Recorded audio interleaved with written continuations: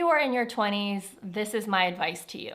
Number one, build up your assets in a very specific order. I became a millionaire when I was 26. I'm 30 now. I just turned 30 this week. My net worth is in the multiple millions, and technically I am financially free. There's two reasons for this. Number one, I started a business that ended up grossing over 10 million Canadian dollars in its lifetime. But more importantly, number two, I learned about the different types of assets that exist in life, and I was able to prioritize them in the right order.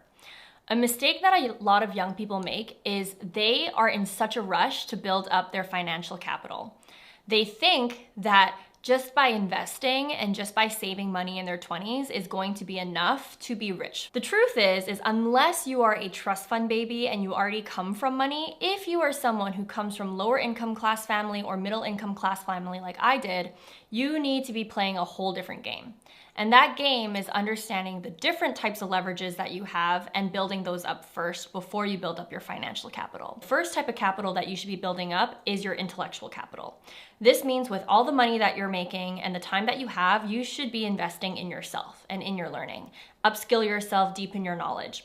For example, when I was 16, I think I paid $12 to read my first personal development book. It was called How to Win Friends and Influence People. It completely changed my life. It changed the way that I navigated relationships, and it brought me a lot of opportunities, even just learning how to communicate. Nowadays, there's even better books out there and way more resources.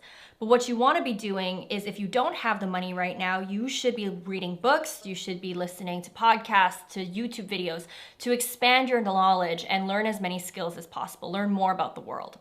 Once you start making some money, you want to try to invest that into courses or mentors that can fast track your learning, fast track your skill development. The goal of building up your intellectual capital is for you to be perceived as someone who is valuable to the marketplace. Because once you have a sense of value, then you're going to be able to build up the second type of capital, which is your social capital.